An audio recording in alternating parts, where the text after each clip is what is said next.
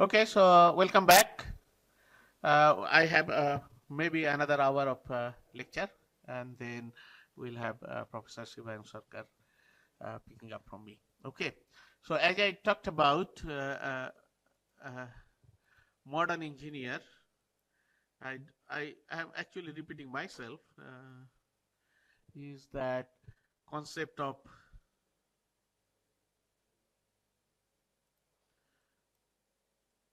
concept of T, your hydrodynamics and your broad and broad area. So one of the broad area we are looking at is site assessment criteria. How you are going to select a site for your hydro yeah, hydrokinetic turbine. So so let's look at what you need to think about when you are looking at hydrokinetic turbine. It can be installed site. If you think about the site, it can be actually installed in many locations. That is the advantage. You can install in rivers, you can install in human-made water structure. You can create a canal and then you have the water going through the canal and then you put the hydrokinetic turbine there. Basically what you need is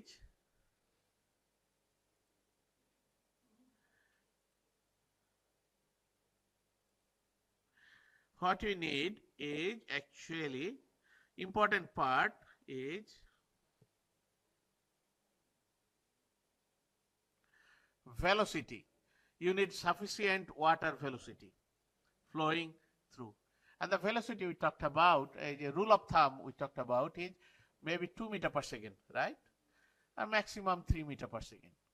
So from 1 to 2 meter per second, that's the rule of thumb. If you get 3 meters per second in Indian River, that is very good. You make the turbine bigger to extract more energy. Okay. Another aspect to look at is Froude number, which is the depth, water depth. If the D is the water depth, you calculate Froude number, and you should have a Froude number less than 1, not more than 1, less than 1.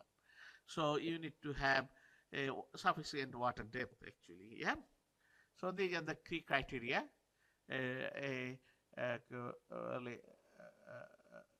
Rule of thumbs to select your location. You need to have velocity and you need to have a Froude number less than 1. More than 1 should be avoided.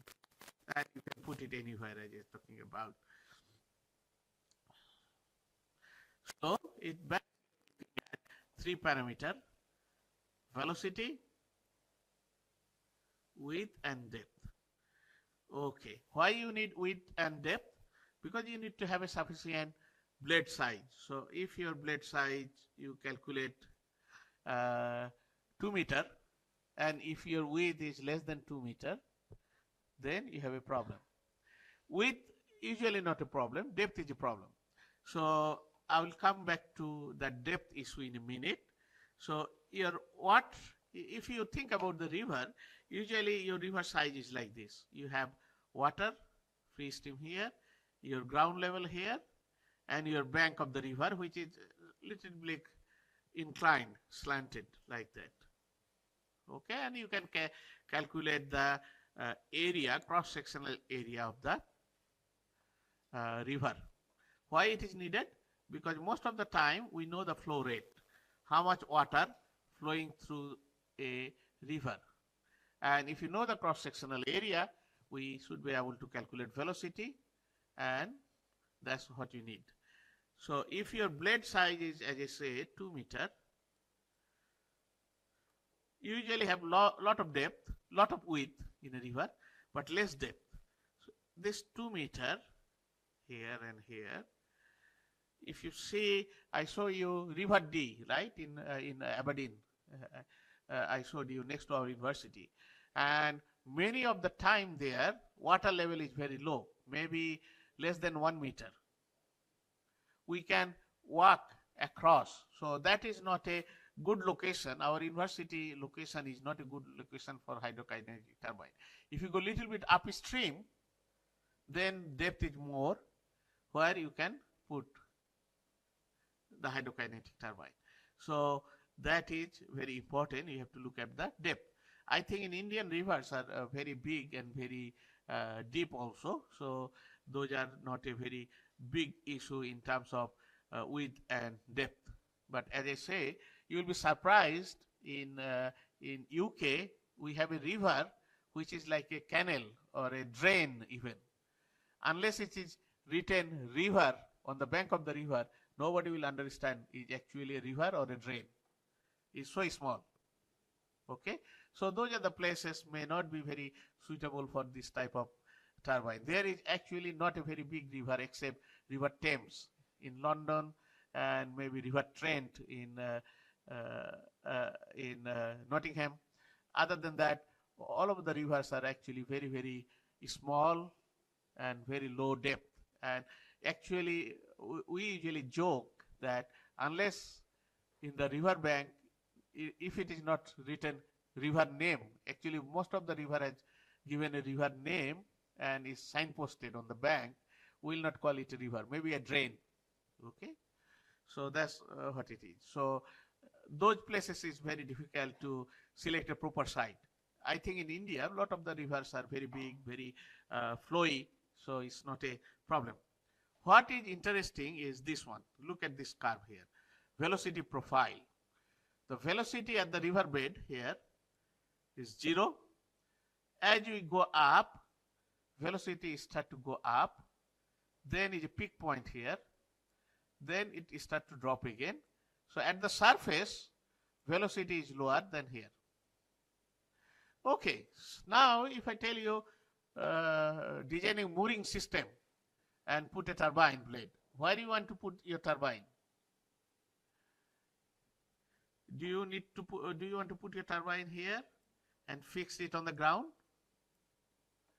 Do you want to put your turbine here and fix it to the ground by anchor? Or, yeah, you tell me? Here, high position here, because this point is the peak velocity, which is maybe 0.2 meter in depth, 0.2 meter, I think.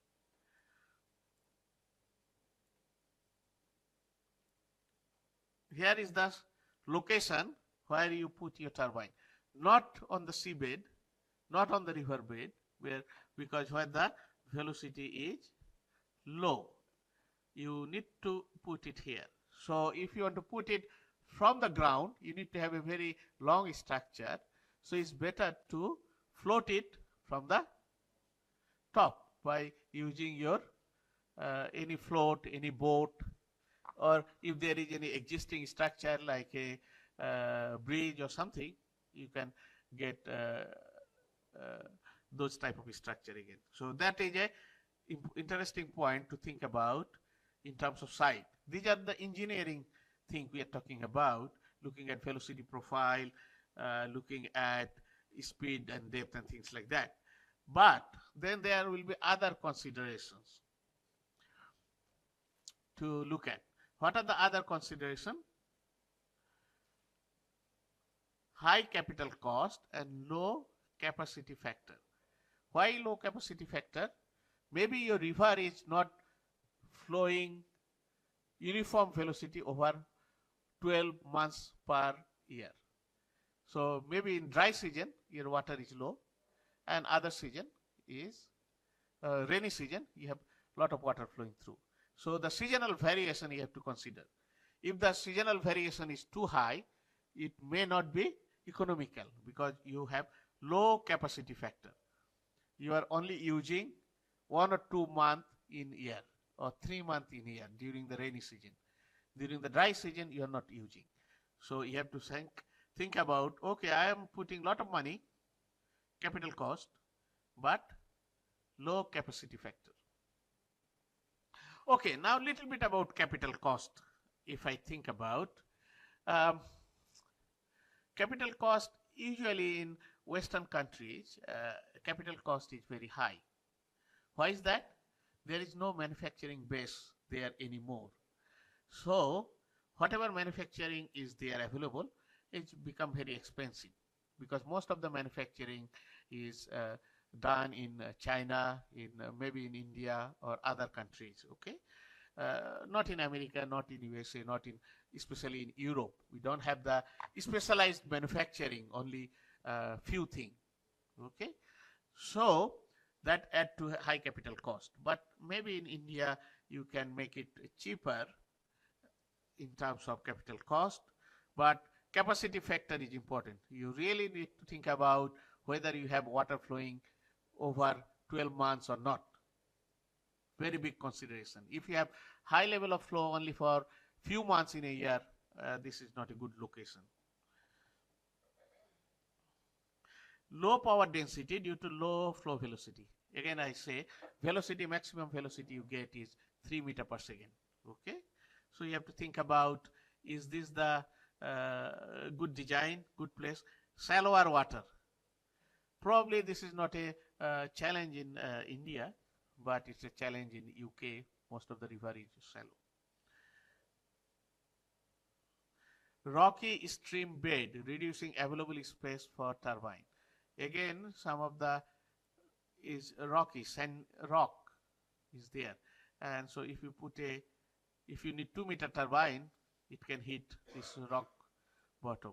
This is again may not be issue in India because it's very deep water. You have lot of high flowing deep water river here, but it's really problem in UK. Some of the river you need to have boat passages for some of the river. So if you have this river again, and if you want to put this type of 1, 2, 3, 4 across the river, then there is no space for boat to pass through. So you have to allow passages for river. Floating debris clogging the turbine. So some river, not all river, some river might have tendency of having floating debris or debris going through, with water, and that debris may impact blade. Okay, so you have to think about this river has a tendency of having floating debris, or this river is not, and that will be you have to consider that. Okay, damage from floating logs. Okay, so some places, probably India also maybe, you transport your log, that means if you cut a tree and then you take this tree log from one place to another place, pulling it with a boat, especially in Canada, and in Scotland has got a lot of logging business, wood business, because most of the house is built on wooden structure. Okay, so but it is not transported by river in Scotland, but in Canada especially they transport floating log through river. No, I have seen this in India also. Where?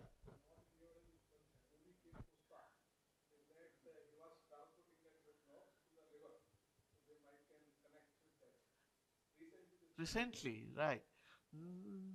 No, I think some part of India, especially Mizoram side and in Bangladesh, there is a river. They do transport log by river also. So you may check that, but I have seen somewhere in a documentary. Okay, so, and Puspa you said.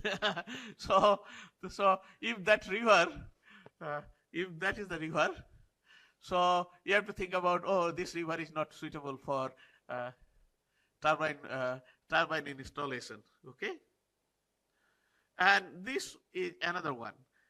Unexpectedly high loading from eddies and flash flood. Sometime like the river we have in next to our university, River D, that is actually prone to this flooding. If you have rain for 3 or 5 days and that river burst and massive level of water goes through that river. So those are not the good place also. Unexpectedly you have big uh, velocity, maybe 10 meter per second velocity coming, damaging your structure, wind turbine. And some places you have difficulty in deploying and retrieving turbine for maintenance. You may install it first place, but then it's very difficult to go there and pick it up and do maintenance. See, lot of considerations you have to think about, not only engineering consideration of velocity, depth and width, but lot of other things to think about. Okay, is that clear? Okay, capacity factor.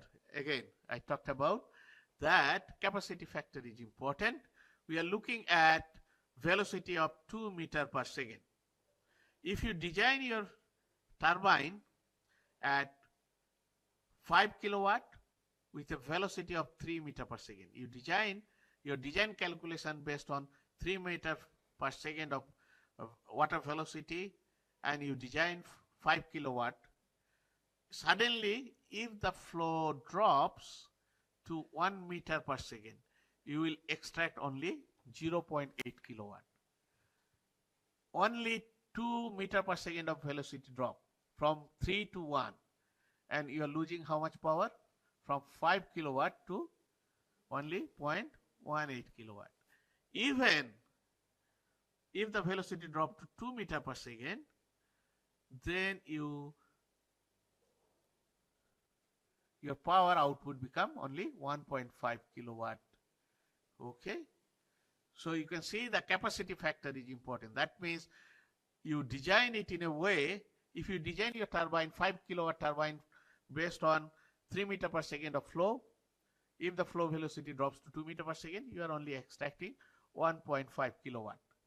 Okay, so you have to design your turbine based on 2 meter per second velocity. Then you get your 5 kilowatt all the time. That means you have to make your swept area bigger, basically area bigger, or big turbine.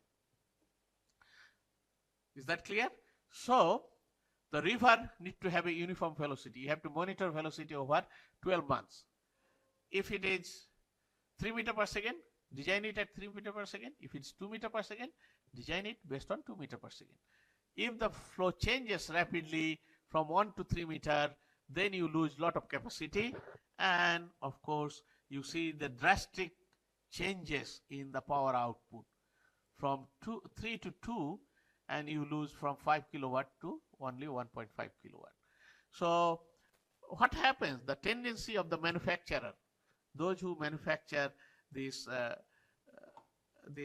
hydrokinetic turbine, they actually overpromise. Always they say our turbine is very good. If you put it there, you will get this amount of energy all the time.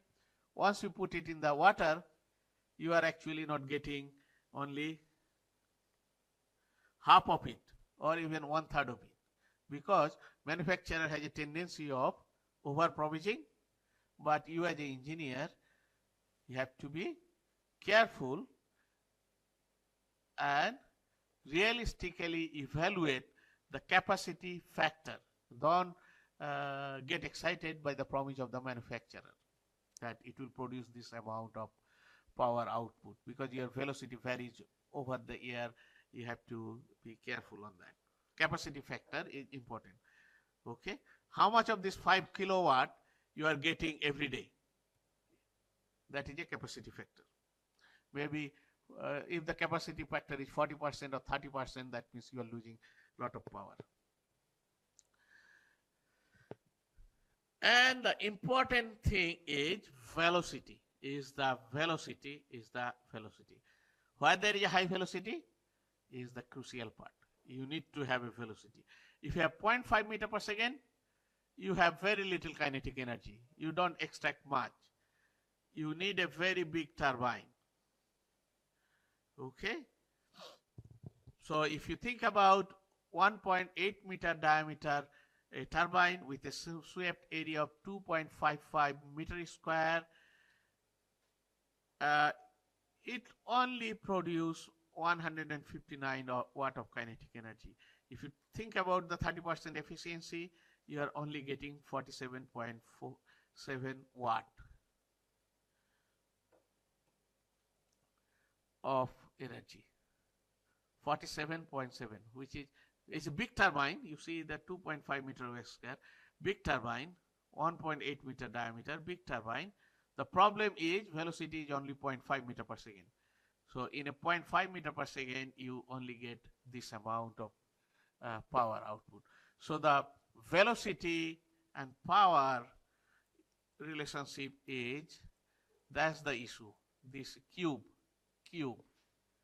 okay, cubic relationship. Velocity goes up little bit, your power output goes up significantly. Is the velocity that is the crucial part, and we need to maintain at least 2 meter per second. Your design rated velocity is 2 meter per second, rated power 5 kilowatt. Okay, if you don't have this velocity to 0.5, only 0.5 meter per second, you lose lot of power. You only get 47.7 watt. That can only charge a mobile phone or something like that. Velocity, site selection, velocity. You have to look at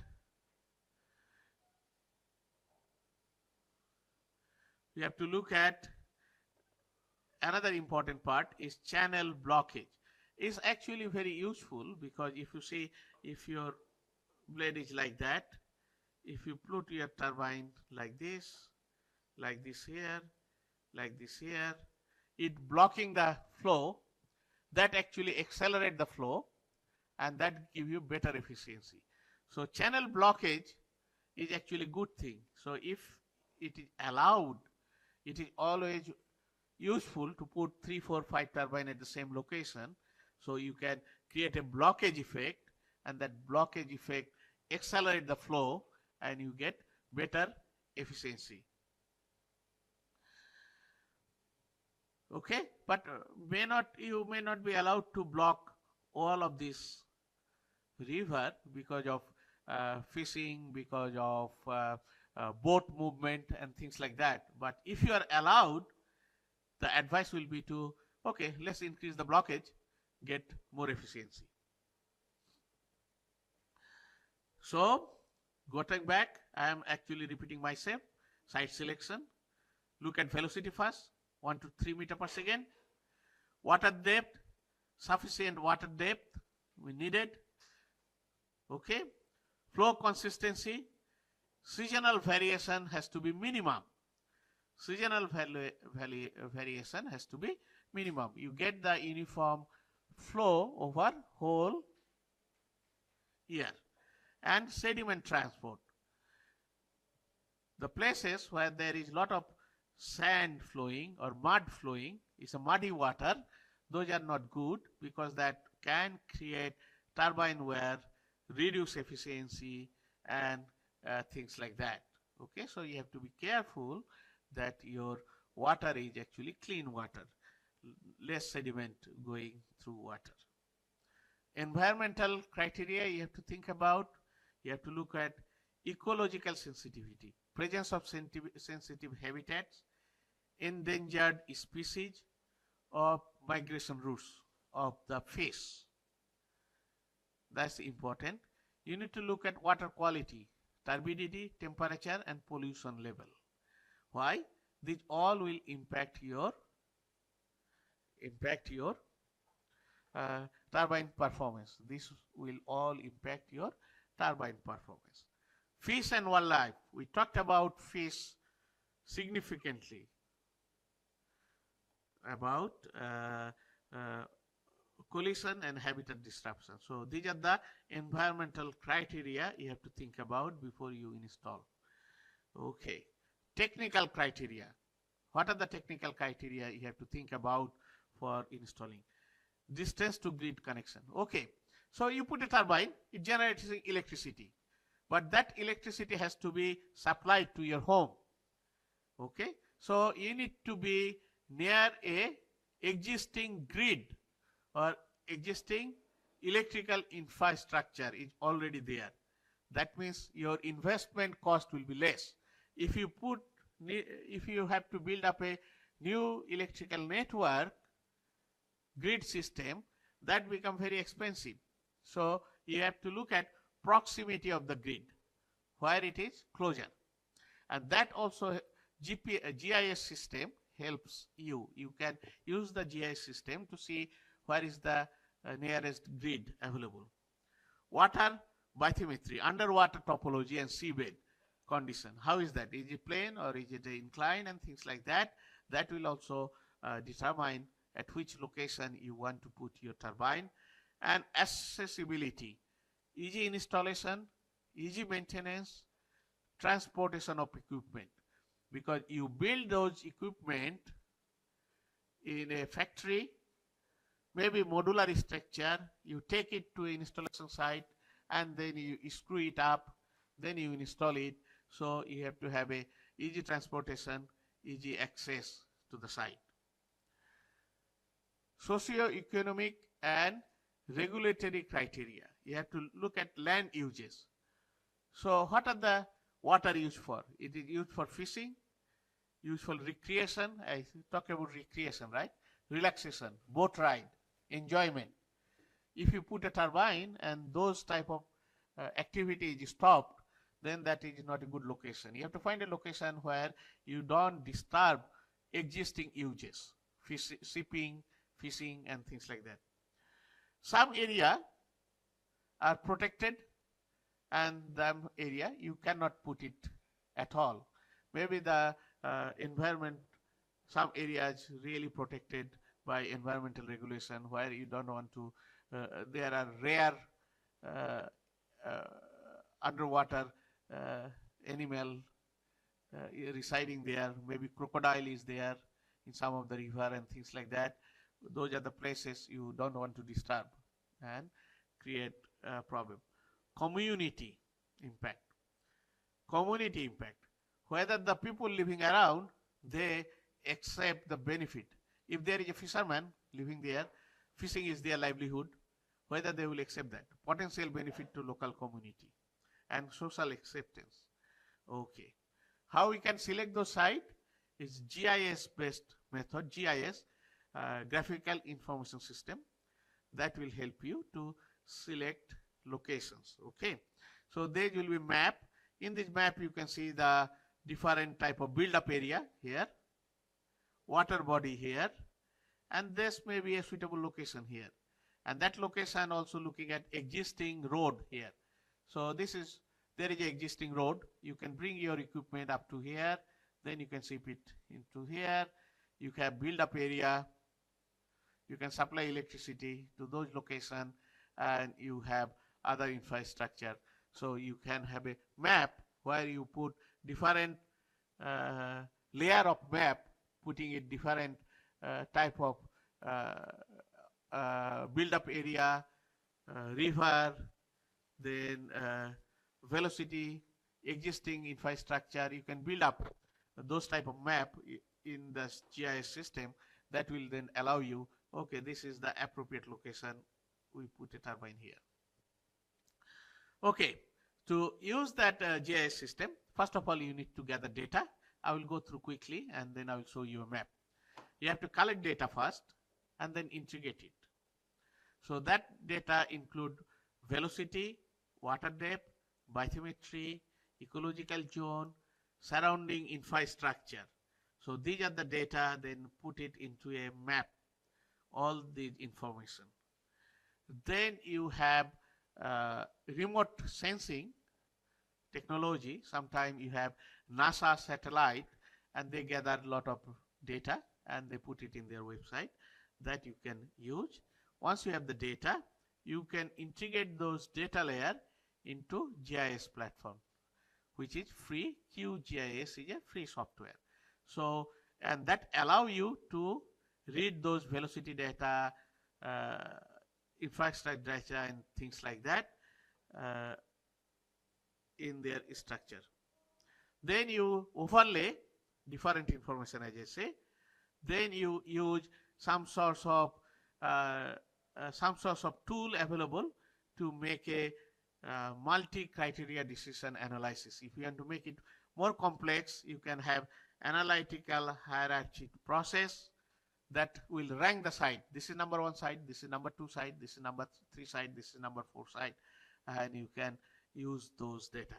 If you don't have the data, sometimes you can model the flow using Delft 3D, as I say, river flow modeling. Simulate flow pattern. You can simulate flow pattern and energy potential using this type of software if you don't have the existing data. Then you create a map, as I said, and then you can say in the map you can say protected areas, shipping line, everything you can, where shallow water, all the logic you can put it in the map. Then you can decide that this is the correct area. Okay. Once you decided the correct area, you can then use flow velocity and turbine efficiency data to estimate power output. Then you have to calculate power output, and in the map you can say these are the area where this amount of power output you will get. And finally you get a visualization and 3D map to take it to community and communicate to stakeholder that these are the location, this is the best location, this location doesn't have any environmental impact because you have plotted fish flow pattern, you have plotted shallow water, you have plotted protected areas, you have decided which are unsuitable areas, you have decided, you have used this ranking criteria. You looked at all the data and things, put it in GIS, you finally create a map, and that map you can then take it to the stakeholder, like local community, like those who are giving you the money, bank, to your municipality, to your government, to get the permission to do your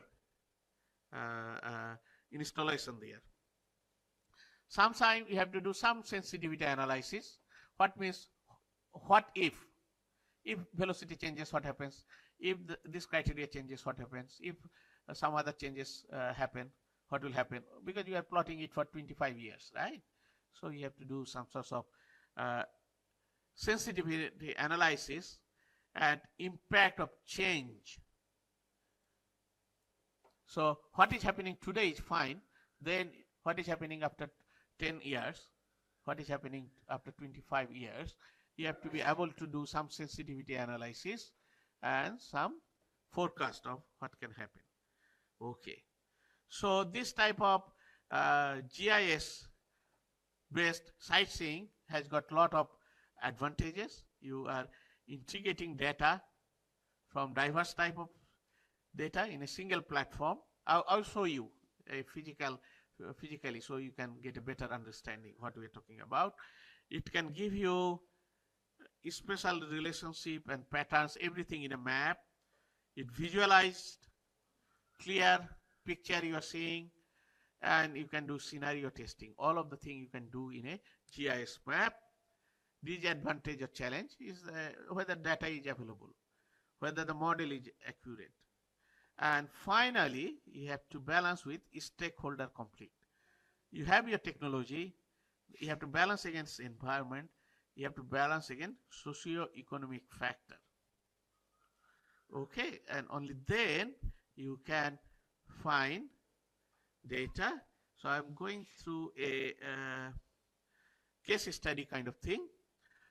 Suppose you have a river X, you know the high water velocity there and the biodiversity is there. Then you take the data of water flow depth, habitat maps, where the fish is flowing, vegetation, infrastructure, road, power line nearby. You overlay everything, and then you ended up with this type of map. Okay, so this is Brahmaputra. It shows the river. We have plotted some of the fishing, shipping line here, boat movement here. We have looked at the water depth here. All of the information you can see is plot here.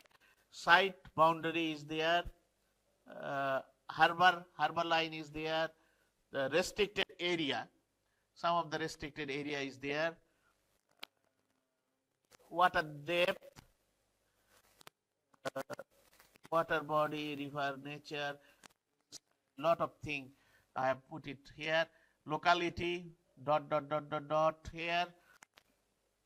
Where is the lighthouse? Where is the beacon? Settlement location. Where is the people living around these areas? So if you plot all those things in a map, GIS map, then you ended up with this type of map. And then you can say these are the good location to have a location for hydrokinetic turbine. Okay, so I want to show you a live map. This is the map I have looked at. I tried to plot different layer on this map in Brahmaputra in India. I actually didn't get a lot of data. I got some data, but not all the data that is needed to plot it extensively. Okay, but you have got some restriction. It shows here at the bottom, and what are the thing here. Okay, so I will show you that. I'm trying to show you that live one, if I can find it. Okay, give me a second.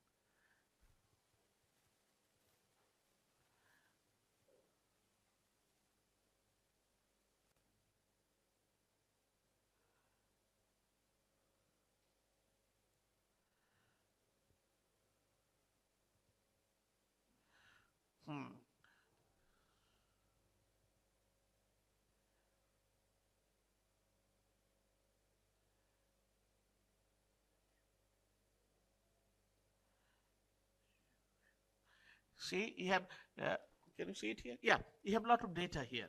So water data, surface water, river, hydrometeorological things, and they have done a lot of project here, so you can look at it.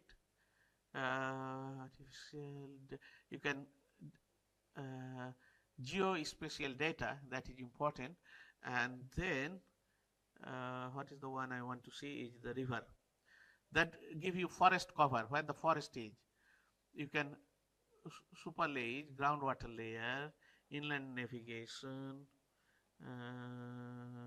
okay.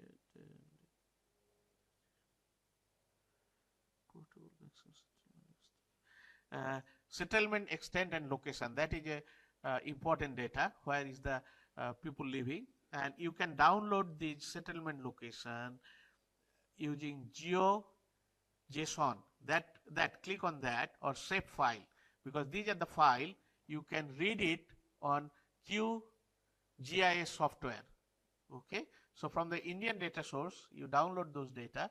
Then if you open QGIS software, you have to download, I think, QGIS software.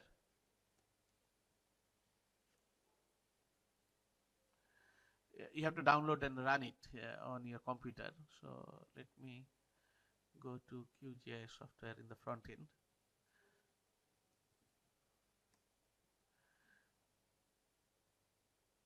This is the different type of map, street map and other type of map. You can download that here, and then you can read Indian data on this software. There is an option to read here. Only click here, read, and this data you have to download from this website in this format, settlement location. Then if you want water data, where is the water flow? Again, geospatial data, you go back.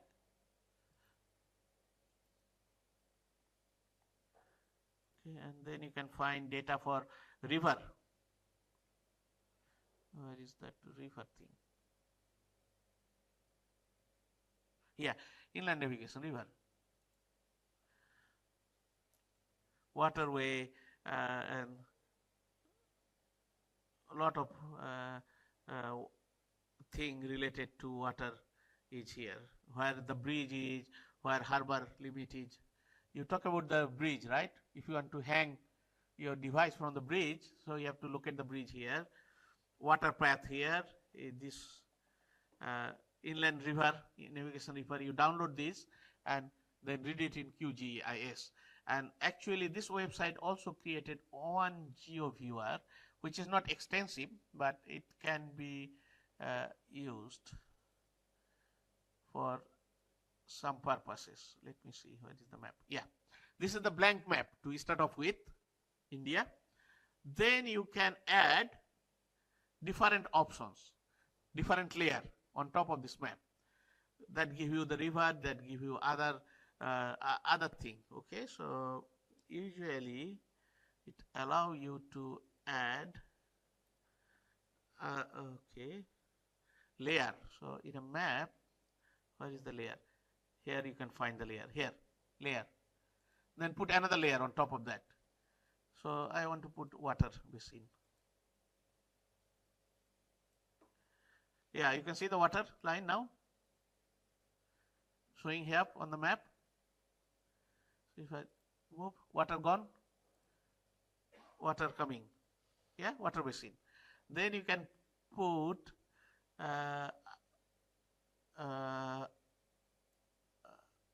where it can be flooded. These are the area, flood prone area. So it's not useful to put your turbine blade along the flooded area, because I told you there is problem there.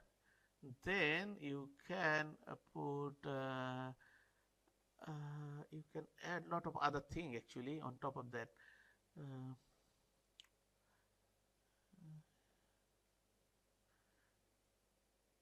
Go back to river. We put the river here, and I think you can get some data from the river also. If you click on those river, yeah, that give you the data. Each of these, then you get the data of the name of the river, where is the location, and the flow rate.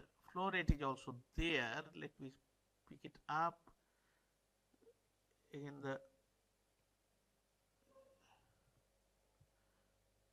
one of the river I pick up. See, a lot of river there, right? And you should be able to get the velocity and things like that in each of these river here. There are a lot of data here. Average annual runoff.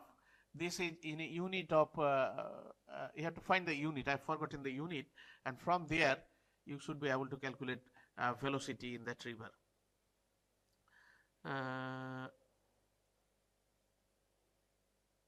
Average annual runoff, okay, and that is the flow rate, but it didn't give you the actual velocity. Actual velocity data is somewhere. You can overlay it on top of this data, and this is your GIS system from this India Water Resources Information System. Very good source of information. You can explore that and find out which are the good location for your hydrokinetic turbine, and then you can create this type of geo viewer map, and you take it to then stakeholder, find out the site location. Okay, you can build up layer of map, putting different information, different restrictions, where the nearby built up area, where the nearby electrical grid. Those all help you to then make a decision of the location. Is that clear? So what we covered? We covered a lot of environmental issues that we need to think about, and how you can locate a site. You can do that using raw data or GIS system. And in a GIS system, you can see how we can plot layer after layer of map. Is that clear? Okay. So hopefully, if you are interested, you can explore further. You should be able to download GIS map software, and all the data coming from here.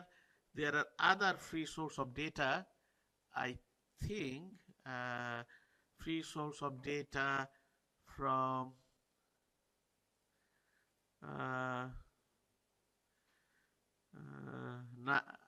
NASA's global river flow data, and this one OpenStreetMap. I found they also have a good way to look at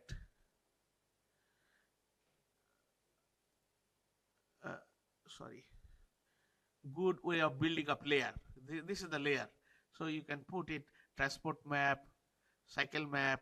The more data you put it here, you can look at more of this GIS information. Where we are near here, right?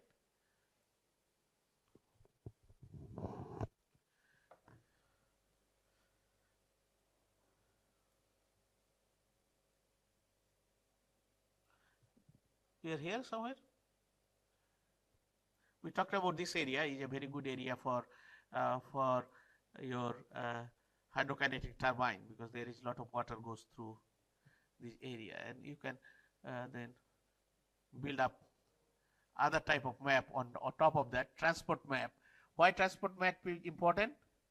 Because if you want to install here, you need to know whether we can transport our equipment nearby, and so we put a transport map on top of this map, and that give you okay, we can transport. If you want to put hydrokinetic turbine here, we can have this transport link, we can bring it here. So this type of GPS map is actually very, very important, and these are the places where probably people are living and things like that. So this type of, you can build up different layer depending on your need. Okay, these are the river, things like that. Transport map that allow you to decide where you want to put your turbine, take your equipments and things like that. Is that clear? So GPS system, GIS system will help you to find out different locations and things. These are also in slide. You can find my slide here, and the link is there. That will help you to build up your another map freely available, and you can put data here also on top of sorry, I am looking at browse map by country. If I can find India again,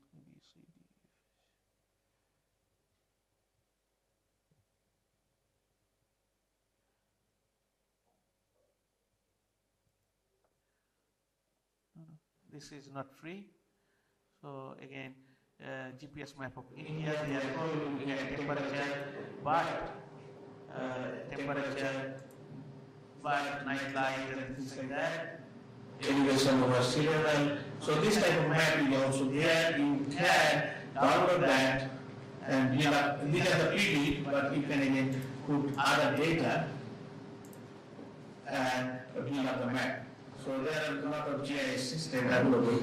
Some are free, some are not free. That will help you to decide. But this is the website, I would say, is very, very good. This is the Indian website. You play with that, and you can make a decision. I think there is one time series data which include inventory of water data. I think there is velocity data somewhere within this website. You can find velocity data for all the rivers. Okay, in this website, data, a lot of data you can download. Time series, special location. Okay, so that's a good water data available. So this is a good source that can help you to indicate and build up the map layer after layer. Okay, so that's the end of my lecture. Two topics that I covered today, and probably I will then move on to another topic. I think I have tomorrow, not today. I think we have another lecture now by Professor Sivana. Is that correct? Yes. So we will continue with that CFD modeling, technical part. So he is doing all the technical part, and you know the team, and doing this, right? Top part of the team, giving you broader knowledge of all aspects of hydrokinetic turbines. That's what you need to consider. Okay. Any question? Yes, sir. In the first topic you were discussing about the oceans, where the आपके उधर जो ocean के उधर turbine install कर रहे हैं. So ocean में कैसे turbine install कर रहे हैं? Is, yeah, I got it. How do you install in ocean? मतलब back and forth water जाता है उधर. Okay, yeah. So it's a tidal turbine. Okay, we have. So ocean means I can show you if I have the internet access.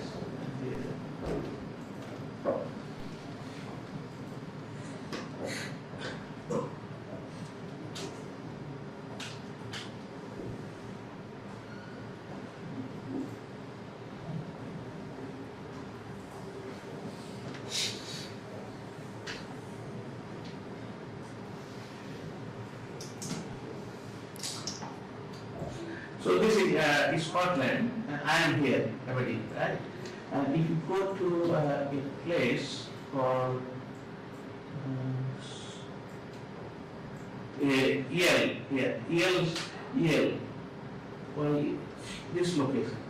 In this narrow location, flow is very high. This place here, and flow is bidirectional. Flow is both directions. Okay, so we can put a turbine here.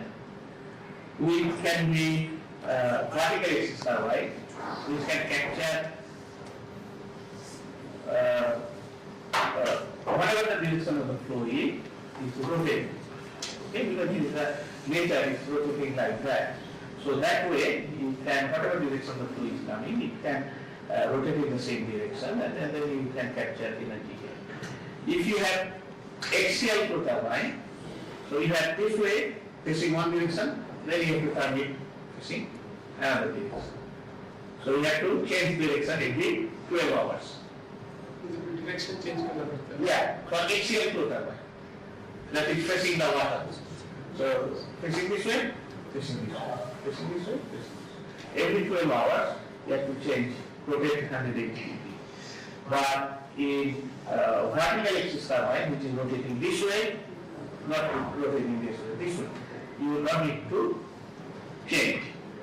How you install it? Usually, because these are very deep, so you install it from the like a float, like the boat you say, go, and then you float it from here into this location. Sometimes you have a, you are floating here, you like this deep, and you take it out, or you do it like this. A lot of things you can do. You take it out, maintain, inspect, and then put it back again. So that's the mooring system. But this location is only in Scotland. This narrow zone, somewhat yellow, we call it. Here is the potential for hydrodynamic turbine. This island in Scotland. As I said, my place, river is here. This river coming through, and our university is here. But this river is not good, suitable. It's a very, depth is not there. And water flow rate is very variable over the year. During winter, when you have a melted snow, very high velocity, and most of the time is, you told us, looking at the figures, right? This is a very calm water, so it's not a suitable location here. Maybe upstream somewhere it will be suitable. But in Scotland, only trial happened. There is no working hydrokinetic turbine. The only trial happened is, as you said, in this island here. Sorry, not this island. This far away island in this gap here. We don't have a small turbine in this.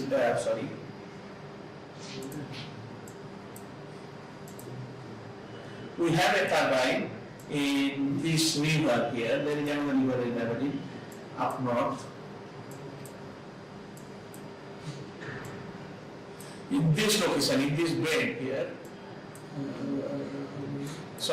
here, don't say, in this exact location, we have a screw turbine. Have you heard about screw turbine? Yes. It's a very similar concept. Screw. Water goes through the screw and rotating screw. It's a very simple turbine design. Yeah, activity screw you call it. Yeah, it's a very old concept, but not very efficient. Say again? Spiral. Spiral. plate, spiral plate, continuous spiral plate. I don't think it's very efficient, is it? So that type of turbine there, put it in this location here. Okay, this is the only screw turbine generating electricity from river and supplying to this village, downside village. Yeah, okay. Here, even the map says Archimedes turbine, Archimedes screw. Here. Let's click. You can show you that this is the river, and this is the river. Here is the Archimedes turbine inside. There.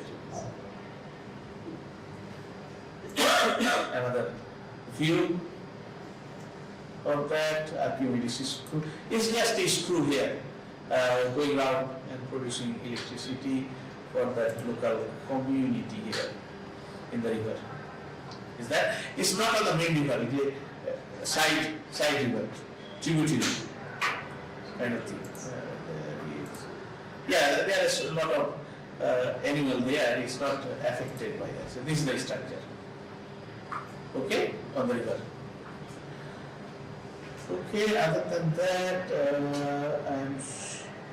so if you want to see, I mean, do a Google search, you will find out what is the spiral. It's just a screw, okay? Water goes through the screw and rotating. It's not, I think it's not very efficient, so we are not discussing that here. Yeah, okay? और एक question था कि जब हम एक dam लगाते हैं, इससे साइड में जो हाइड्रोडायनेमिक टर्बाइन लगाते हैं, डैम लगाने से उधर से पानी का लेवल बढ़ जाता है. Yeah. So what kind of precautions we take? So that was the thing we talked about, that is dam, you have to look at, you don't destroy the ecology, water flow, because you are stopping the water flow and putting a block. So then community, plant and things like that, you have to consider everything. And then a cost benefit analysis, okay? Whether the cost you are doing and the benefit you are actually worth it, right? So you have to consider a lot of things, not only economy, but also all the environmental impact and things like that. But what I was saying that when you have an existing dam already there for 40, 50 years, and when the water comes out from the dam, it comes out at a high speed and it leaves in the river at a high speed. In that part of the river, you should be able to put a hydrokinetic turbine. I have seen it in China, in a place called Jilin River, and the upstream they have a dam which is hydroelectric energy they are producing, but downstream, in the side of the river, they put a small turbine, and it's only taking 1/10 of the space compared to the river width, and that is generating enough electricity to light up the riverside light. They have a lighting every night. They have a lot of lighting display for people to walk around, and that type of lighting display is powered by this hydrokinetic turbine. So big dam producing megawatt of electricity or gigawatt of electricity for whole of the town. A small water turbine just supplying electricity along the riverside lighting. Once you can arrange in a video? Yeah, so, okay. And then just to get a feel of what we're talking about. Yeah? Okay, so thank you for your attention.